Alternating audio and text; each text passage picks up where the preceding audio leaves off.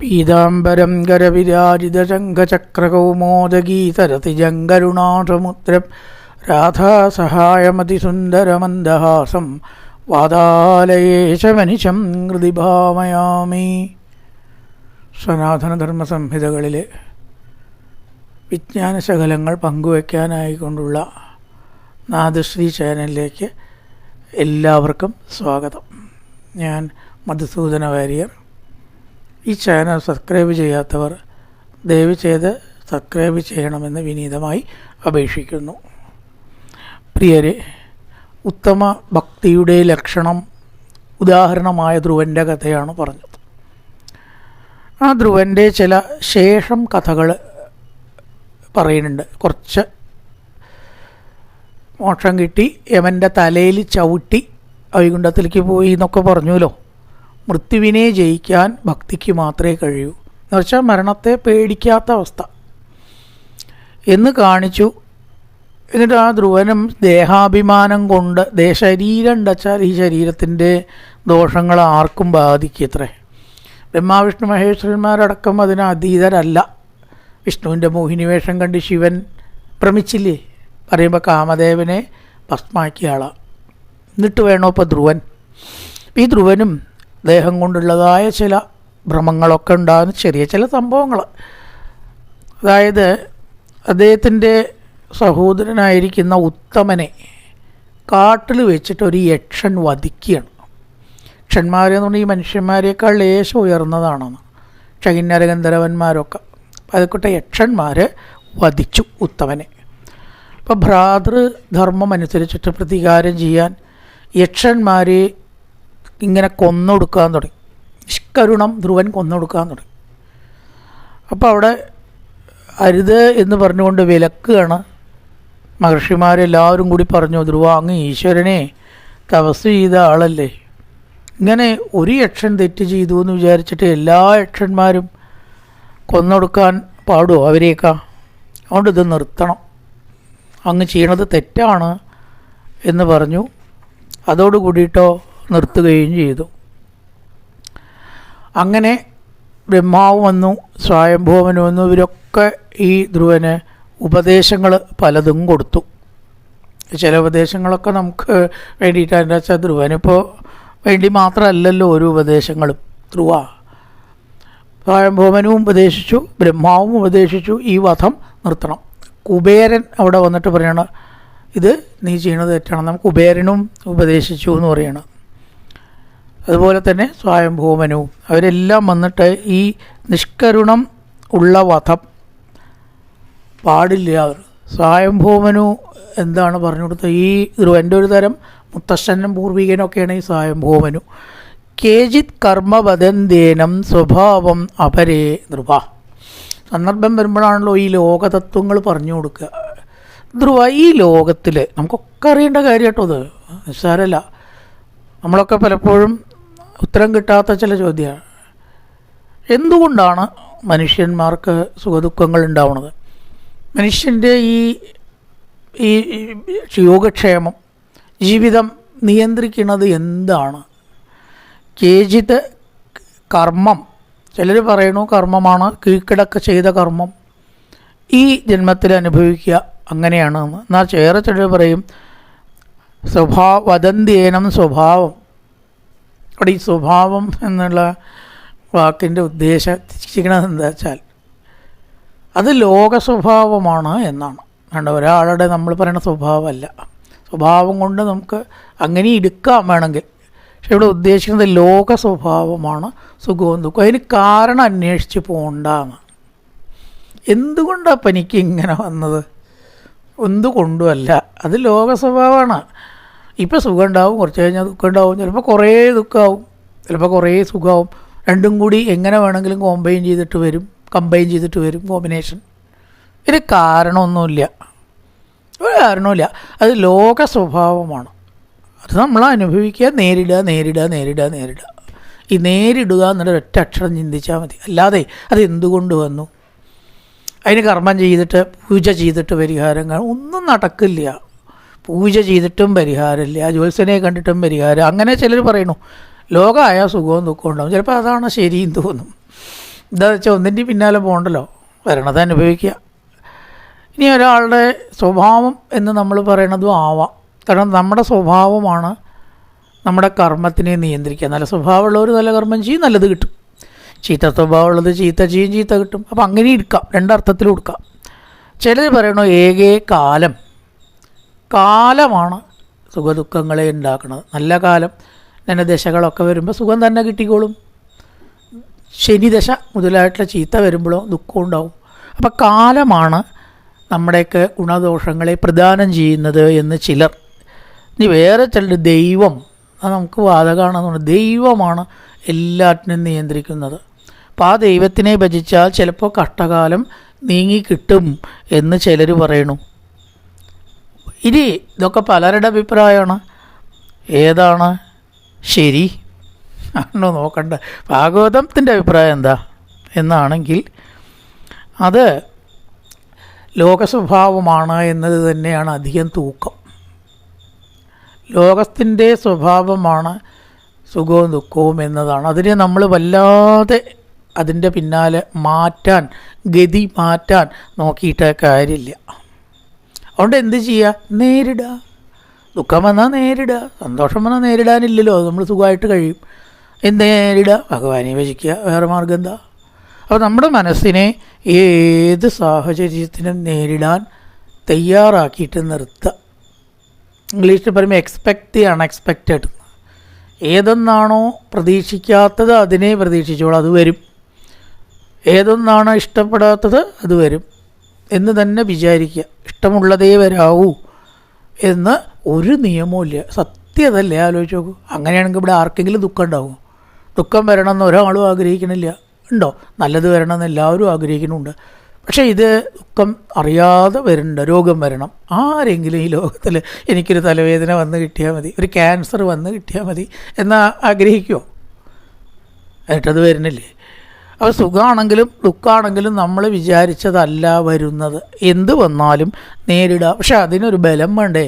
അതിന് ഈശ്വരനെ ഭജിക്കുക. എത്ര നല്ല തത്വമാണ്. ഭഗവത് പാദപത്മങ്ങളെ മുറുകെ പിടിച്ച് വന്നതൊക്കെ നേരിടുക. ഇതാണ് ഭാഗവതത്തിൻ്റെ അഭിപ്രായം. സ ഏവ വിശ്വം സൃജതി സ ഏവ അവധി ഹന്തിജ എന്നുള്ളത് കാണിക്കുന്നതാണ്. ആ ഭഗവാനാണ് ലോകത്തെ സൃഷ്ടിക്കുന്നത്, ലോകത്തെ സംഹരിക്കുന്നതും. അപ്പോൾ ആ ഈശ്വര നിശ്ചയപ്രകാരമാണ് ലോകം നടക്കുന്നത്, നമ്മുടെ നിശ്ചയപ്രകാരം അല്ല. നമ്മുടെ നിശ്ചയമോ പ്രാർത്ഥന അടക്കമോ അല്ല. അതൊക്കെ കേൾക്കാൻ നിന്നാൽ ഭഗവാൻ അതിനല്ലേ സമയം ഉണ്ടാവുള്ളൂ. അങ്ങനെയാണെങ്കിൽ പ്രാർത്ഥിക്കുന്നവർക്കൊക്കെ നന്മ ഉണ്ടാവണ്ടേ? എത്രയോ പ്രാർത്ഥിക്കുന്നവർക്ക് തിന്മ ഉണ്ടാവുള്ളൂ. അതുകൊണ്ട് അതിനും പോകണ്ട, പ്രാർത്ഥിക്കാനും പോകണ്ട, മനഃശക്തി ഉണ്ടാക്കാൻ നോക്കുക. അതിന് ധ്യാനോ മെഡിറ്റേഷനോ ഈശ്വര കഥകൾ കേൾക്കലോ ഗീത വായിക്കലോ ഒക്കെ ആവാം. അതിനെടുത്ത് നോക്കൂ. ഒരിക്കലും ആത്മീയത്തിൽ നിരാശപ്പെടേണ്ടി വരില്ല. എത്രയൊക്കെ ഞാൻ ചെയ്തിട്ട് ഭഗവാൻ എന്നെ ഇങ്ങനെയല്ലേ ആക്കിയേ? നമ്മൾ പറയാറുള്ളതാണ്. എങ്ങനെയാക്കി? ആക്കില്ല എന്ന് എവിടെ പറഞ്ഞിട്ടുണ്ട്? ഭാഗവതം പറഞ്ഞിട്ടുണ്ട്. നിങ്ങൾ ഈശ്വരനെ പഠിച്ചാൽ നിങ്ങൾക്കൊക്കെ നന്നാവുന്നൊന്നും ഭാഗവതം പറഞ്ഞിട്ടില്ല. പക്ഷേ മനഃശക്തി നിങ്ങൾക്കുണ്ടാവും എന്നാണ് ഭാഗവതത്തിൻ്റെ അഭിപ്രായം. അതുണ്ടാവും, വലിയ കാര്യമാണ്. എന്ത് വന്നാലും തളരാത്തൊരു മനസ്സിന് വേണ്ടിയാണ് ആത്മീയം. ഇതാണ് ഭാഗവത അഭിപ്രായം. ഉദാഹരണം ഹരിശ്ചന്ദ്രൻ്റെ കഥ. ദേവി ഭാഗവതം എടുക്കുന്നവർക്കറിയാം. മഹാരാജാവായിട്ടുള്ള അദ്ദേഹം സംഗതിവശാൽ കഥ കുറയുണ്ട്. എവിടം വരെ എത്തി? ശ്മശാനത്തിൽ ശവം എടുത്തു വെച്ച് അതിൻ്റെ കൂലി വാങ്ങി ജീവിക്കേണ്ടി വന്നു. ആലോചിച്ചു. ഒരു രാജാവിന് അധപ്പതനം വരാം, രാജ്യം നഷ്ടപ്പെടാം. ഇത്രയൊക്കെ വരാൻ വയ്ക്കുമോ? ഇത്രയൊക്കെ വരാൻ വയ്ക്കുമോ? എന്തായാലും ഒരു ചെറിയൊരു വീടെങ്കിലും ഉണ്ടാവില്ലേ രാജാവായാൽ? ആയിരുന്ന ആൾക്ക് ആയില്ലല്ല പല്ലാന്ന് വെച്ചാൽ ഒരു ഇങ്ങനെയൊക്കെ ആവുമോ? ആലോചിച്ചു നോക്കൂ. അപ്പം അതെന്തുകൊണ്ടാണ്? അദ്ദേഹത്തിന് പ്രാർത്ഥിച്ചിട്ടുണ്ടോ എനിക്ക് ചണ്ടാളൻ്റെ ദാസനാവണമെന്ന്? പ്രാർത്ഥിച്ചിട്ടുണ്ടാവുമോ? അപ്പോൾ പ്രാർത്ഥിച്ചിട്ടല്ലല്ലോ. അത്രയും ഭിക്ഷ എടുക്കണേക്കാളും കഠിനാണല്ലേ ഈ ഡെഡ് ബോഡിയൊക്കെ എടുത്ത് വെച്ചിട്ട് അതിൻ്റെ കൂലി വാങ്ങി കരി പിടിച്ചിട്ടിങ്ങനെ ആ കത്തണ സമയത്ത് ദൈവഭാഗത്തിൽ വർണ്ണിക്കണ വായിച്ചു നോക്കണം. കരിയിലൊക്കെ ചണ്ടാക്കാലെ പോലെ കരി പിടിച്ചിട്ടേ ഈ പുകയില്ലേ, കത്തണ പുകയുടെ ഉള്ളിൽ ഇരിക്കില്ല രാത്രി പണി ഉറക്കമില്ലാണ്ടേ. ഹേയ്, അത്ര വരേക്കും ഒരാൾക്ക് സംഭവിക്കണമെങ്കിൽ ആത്മവിദ്യാലയമേ എന്ന് പറയുന്ന പാട്ട് ഹരിചന്ദ്ര എന്നുള്ള പടം കണ്ട് ആരെയും കരയിക്കും ഇല്ലേ? വടിയും കൊണ്ട് ഈ കത്തണ ഡെഡ് ബോഡിയുടെ ഓരോരോ ഭാഗങ്ങൾ ഇങ്ങനെ നീക്കിയിടുകയാണ്, വീണത് ഇങ്ങനെ അങ്ങോട്ട് ഇടുമ്പോൾ പാടുന്നതാ ഇല്ലേ? വിലപിടിയാതൊരു തലയോടായി ചിലകൻ ചീകയും ചാർത്തിയും ചീകയും അഴകായി പലനാൾ പോറ്റിയ പുണ്യശിരസ്സേ ഉലകം വെല്ലാൻ ഉഴറിയ നീയോ വിലപിടിയാതൊരു തലയോടായി. തൻ്റെ അനുഭവം തന്നെയാണ്. തലയോടായിട്ടില്ലാതല്ലോ ഞാൻ ആവാനാ പോകണം, അതുവരെ ആയിരിക്കണം. അപ്പോൾ നമ്മൾ ഉദ്ദേശിക്കുന്നതൊന്നുമല്ല ഈ ലോകത്തിൽ വരുന്നത്. അദ്ദേഹത്തിനടക്കം ഇങ്ങനെ ഒരു അവസ്ഥ വന്നു എന്ന് പറഞ്ഞാൽ പിന്നെ നമുക്ക് കഷ്ടം വന്നു കഴിഞ്ഞാൽ എന്തിനാണ് അത്ഭുതപ്പെടുന്നത്? മനഃശക്തി ഉണ്ടാക്കൂ, 4 നാമം ജയിക്കൂ, ആത്മീയ നിഷ്ഠ ഉണ്ടാക്കൂ, നിരാശയിലേക്ക് പോവാതിരിക്കൂ. ഇനിയും തന്നോട്ടെ കഷ്ടം, ഞാൻ എതിരിടും, തരട്ടെ കഷ്ടം, ഇടുക ആ കഷ്ടത്തിന് വെല്ലുവിളിക്കുക. എന്ത് കഷ്ടം വന്നാലും തളരാൻ എന്നെ നോക്കണ്ട. അതിനാണ് ആത്മീയം. അല്ലാണ്ട് ഇതൊക്കെ നേരെ കിട്ടി സുഖാവും, അപ്പം എല്ലാവരും ഭക്തന്മാരാവും, ആർക്കും ദുഃഖം ഉണ്ടാവില്ല. അങ്ങനെയല്ല. അപ്പോൾ എന്തെല്ലാമോ ഈശ്വര നിശ്ചയപ്രകാരം ഈ പ്രപഞ്ചത്തിൽ സുഖമായാലും ദുഃഖമായാലും ആ ദുഃഖത്തിൻ്റെ പാരമ്യങ്ങളും എല്ലാവർക്കും അനുഭവിക്കേണ്ടി വരും. ഇതൊന്നും നമ്മുടെ കയ്യിലല്ല. ധ്രുവ, അതാണ് നീ മനസ്സിലാക്കേണ്ടത് എന്നാണ് പൂർവികനായിട്ടുള്ള മനു ധ്രുവന് ഉപദേശിച്ചത്. അതേപോലെ തന്നെ കുബേരനും വന്നിട്ട് ഉപദേശിച്ചു, ഈ വധം നീ നിർത്തണം, യക്ഷന്മാരെ കൊന്നൊടുക്കുന്നത് ശരിയല്ല. അതോടുകൂടിയിട്ട് ധ്രുവൻ വധം നിർത്തി. പറഞ്ഞതൊക്കെ കേൾക്കണ ആളാണ്. ചിലപ്പോൾ ഈ മായ ബാധിച്ചിട്ടുണ്ട്, അത് മാത്രമേ ഉള്ളൂ. ഇപ്പോൾ നാരദൻ ഈ ധ്രുവൻ്റെ കഥ ഇന്നും പ്രചേതസ്തുകളുടെ സദസ്സിൽ ഇങ്ങനെ പാടുന്നു. എന്താ? നൂനം സുനീതേ പതിദേവതായാം തപപ്രഭാവസ്യ തുതസ്യ താങ്കതിം ദുഷ്ടവ്യവായാൻ അഭിവേദവാദിനോ നൈവാദിഗന്ധം പ്രഭവന്തികിം നൃപ. വീണയിൽ മീട്ടാൻ പറ്റിയ ശ്ലോകമാണ് എന്നാണ് പറയണത്. എന്തുകൊണ്ടാണ് ഈ ധ്രുവൻ ഇത്ര സദ്ഗുണങ്ങളും ഈശ്വര ദർശനം എന്ന മഹാഭാഗ്യവും കിട്ടിയത്? പതിദേവതായ, തൻ്റെ അമ്മ ഏറ്റവും വലിയൊരു പതിവ്രതയായിരുന്നു. അപ്പം തൻ്റെ ഭർത്താവിനോടുള്ളതായിരിക്കുന്ന യഥാർത്ഥ സ്നേഹം ഒരു കുടുംബത്തിന് തന്നെ ശ്രേയസ്സാണ്. പഴയ സ്ത്രീ പുരുഷ മേധാവിത്വം കാണിക്കാൻ വേണ്ടിയിട്ടല്ല പറയുന്നത്. നല്ല സ്ത്രീകൾക്ക് നല്ല പുത്രന്മാരുണ്ടാവും ഇല്ലേ? ആ കുടുംബത്തിൽ സമാധാനവും ഐശ്വര്യവും കളിയാടും. അപ്പം അതുകൊണ്ട് ആ സുനീതിയുടെ പാതിവൃത്യം എന്ന് പറഞ്ഞാൽ മറ്റൊരു പുരുഷനെ സ്വീകരിക്കൽ മാത്രമല്ല കേട്ടോ. തെറ്റിദ്ധാരണയുണ്ട് ചിലർക്ക്. ഞാൻ ഇപ്പോൾ വേറെ ആളുടെ കൂടെ പോയ പോലെയല്ലോ നിങ്ങൾ പറയണം, അത് മാത്രമാണോ ഒരു സ്ത്രീയുടെ ഗുണം? ഒരിക്കലുമല്ല. അത് പ്രധാനമായിട്ടുള്ള കാര്യം ഭർത്താവിനെ വേദനിപ്പിക്കാതിരിക്കുക, ആ തൻ്റെ കടമയിൽ പെട്ടതാണ് അതും കൂടി എന്ന് വിചാരിക്കുക. കഴിയുന്നതും ദേഷ്യപ്പെടാതിരിക്കുക, നല്ല ഭാവങ്ങൾ വളർത്തുക, കുട്ടികളെ കേക്കച്ചിൽ അച്ഛൻ്റെ കുറ്റം പറയാതിരിക്കുക. അല്ലാത്തപ്പോൾ പറയാം, കുഴപ്പമില്ല. കുട്ടികളെ കേക്കച്ചിൽ ഒരിക്കലും തൻ്റെ അച്ഛനെ ഭർത്താവിനെ ഇടിച്ചു താഴ്ത്തിയാൽ അത് നാളെ തനിക്ക് തന്നെ ദോഷമായിട്ട് വരും. അങ്ങനെ കുറേ ഗുണങ്ങൾക്കാണ് പാതിവൃത്യം എന്ന് പറയുക. അപ്പോൾ ആ വക മൃദുഗുണങ്ങളുള്ള സുനീതിക്ക് ആ ഗുണങ്ങൾ ഉണ്ടാവുകൊണ്ടാണ് ഇത്രയും നല്ലൊരു പുത്രൻ അവൾക്ക് ഉണ്ടായത്, പുത്രനിൽ നിന്ന് നല്ല അനുഭവങ്ങൾ ഉണ്ടായത് എന്നർത്ഥം. പിന്നെ പറഞ്ഞു നാരദൻ പാടുന്നത്, 5 വർഷവും 5 വയസ്സ് മാത്രം പ്രായമായിരിക്കുന്ന ഈ കുട്ടിക്ക് എങ്ങനെയാണ് ഭഗവാന്റെ പ്രസാദം കിട്ടിയേ? എത്രയോ വർഷം കാഠിന ഘോര തപസ് ചെയ്തിട്ട് വർഷങ്ങളോളം കഷ്ടപ്പെട്ടിട്ട് മഹാന്മാർക്ക് കിട്ടണില്ല. ഭഗവാനെ അത്ര വേഗമൊന്നും കിട്ടില്ല. ഇത് കയ്യിലത്തെ നെല്ലിക്ക പോലെയല്ല ഈശ്വരൻ. അതെങ്ങനെ പിന്നെ 5 വയസ്സായ കുട്ടിക്ക് കിട്ടിയത്? ആ കുട്ടിയുടെ നിർമ്മലമായിരിക്കുന്ന ഭക്തി കൊണ്ടാണ്. അതുകൊണ്ട് ഭഗവാനെ കെട്ടാൻ തപസ് കൊണ്ടോ അറിവ് കൊണ്ടോ തപശക്തി കൊണ്ടോ ഒന്നും പറ്റില്ല, ധനം കൊണ്ടും പറ്റില്ല, മഹാലക്ഷ്മി വിചാരിച്ചാലും കിട്ടില്ല. കാരണം ലോകം മുഴുവൻ വിഴുങ്ങാനുള്ള ദേഷ്യത്തോടു കൂടി ഹിരണ്യകശിപുവിനെ കൊല്ലാൻ സിംഹമായിട്ട് അവതരിച്ചപ്പോൾ അവിടെ എല്ലാവരും സ്തുതിച്ചിട്ടും ഭഗവാൻ സന്തോഷിച്ചില്ല. ലക്ഷ്മി സ്തുതിച്ചു, അവസാനം സിംഹാവ് സ്തുതിച്ചു, വിഷ്ണു സ്തുതിച്ചു, ബാക്കി ശിവന്മാരൊക്കെ ശിവൻ സ്തുതിച്ചു, എല്ലാവരും സ്തുതിച്ചു. ലക്ഷ്മി പോയി സ്തുതിച്ചിട്ടും ഒതുങ്ങിയില്ല. ധനം കൊണ്ട് ഭഗവാനെ പാട്ടിലാക്കാൻ പറ്റില്ല ആണ് അതിൻ്റെ ആന്തരതത്വം. പ്രഹ്ലാദൻ കാക്കൽ പോയിട്ടാണ് വീണപ്പോഴാണ് ദേഷ്യമൊക്കെ മാറിയത്. അപ്പോൾ ഏതിനാണ് ഭഗവാനെ കെട്ടാൻ പറ്റുക? ഭക്തിയാകുന്ന കയറ് കൊണ്ട് കെട്ടാൻ പറ്റും.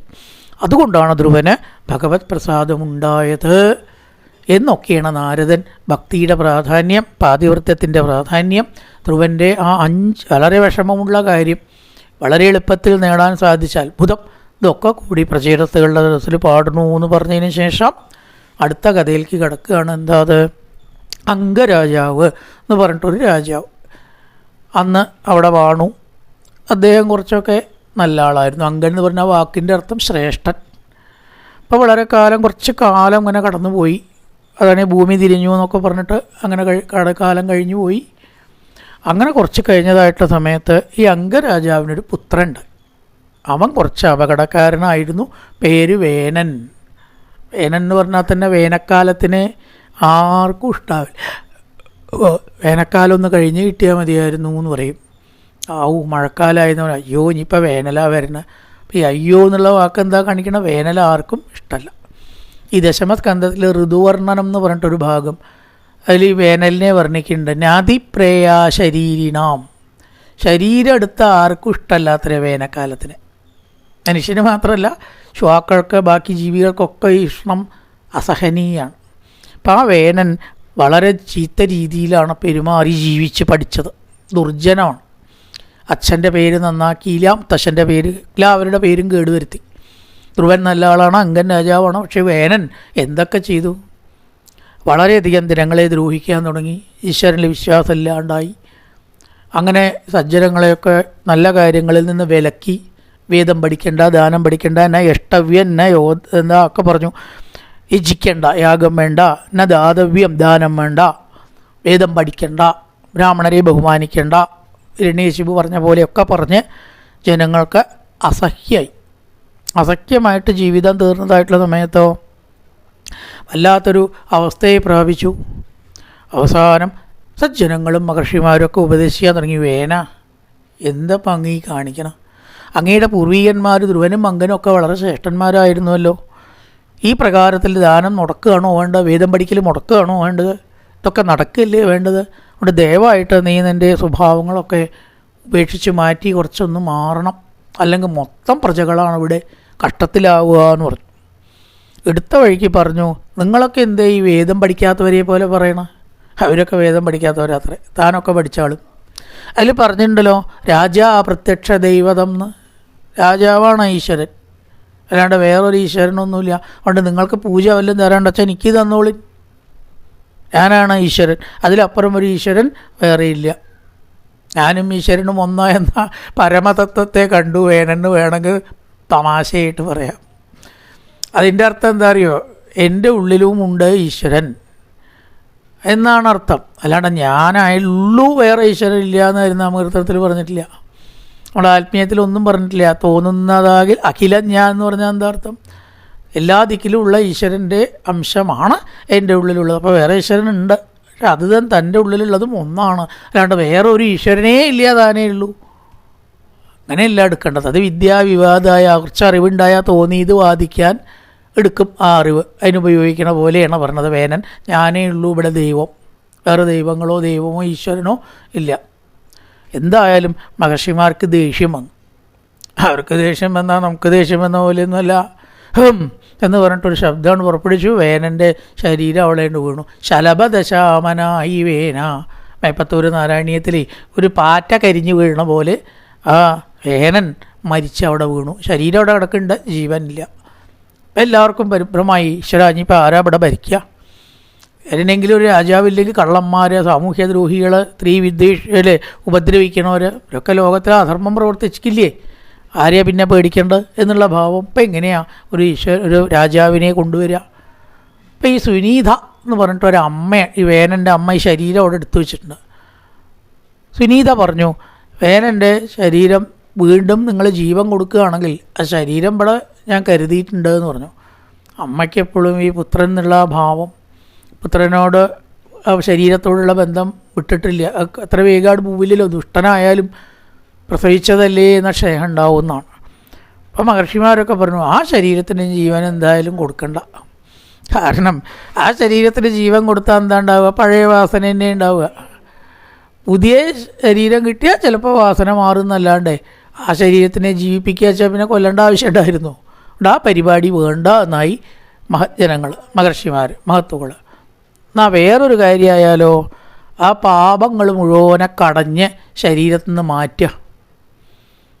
അപ്പോൾ പാപം മാറ്റിയാൽ പിന്നെ കുഴപ്പമില്ല. പാപവാസനകളാണ് ഈ കുഴപ്പമുണ്ടാക്കുന്നത്. അങ്ങനെ ഇടമാറ്റിയപ്പോൾ കൈകളിൽ നിന്ന് എന്തുണ്ടായി? സർവേശ്വരനായിരിക്കുന്ന ഭഗവാൻ അർച്ചിസ് എന്ന് പറഞ്ഞിട്ടുള്ള പത്നിയോടുകൂടി, മഹാലക്ഷ്മിയുടെ അവതാരം പത്നി, അതേ സമയത്ത് പത്നിയായിട്ട് അർച്ചിസ് എന്ന പേര്, പിന്നെയോ സർവേശ്വരനായിരിക്കുന്ന ഭഗവാൻ പൃഥു എന്ന രാജാവായുടെ നാമധേയത്തോടു കൂടി കൈകളിൽ നിന്നുണ്ടായി. കാലൊക്കെ കടഞ്ഞ് പാപം നീക്കിയപ്പോൾ അതൊക്കെ പാപം കാട്ടിലേക്ക് കയറി അവർ കാട്ടാളന്മാരായി. കൈയൊക്കെ കടഞ്ഞപ്പോൾ അതിൽ നിന്ന് ഭഗവാൻ മിഥുന സമേതം, മിഥുനം സമപത്യത, ദമ്പതി സമേത അവതാരം. അങ്ങനെയുണ്ട് ചില അർച്ചിസ്. അല്ലെ, നേരത്തെ യജ്ഞാവതാരത്തിൽ ദക്ഷിണാദേവിയോട് കൂടിയിട്ട് അവതാരം. ഇവിടെ അർച്ചിസ് എന്ന പത്നിയോടുകൂടി ഭഗവാൻ പൃഥു രാജാവായിട്ട് അവതരിക്കുകയാണ്. അത് രാജഭരണം എങ്ങനെ വേണം, ഭരണ നേതാക്കൾക്കൊരു പാഠവും ക്ലാസ്സുമാണ്. കുറച്ച് അധ്യായങ്ങളുണ്ട്.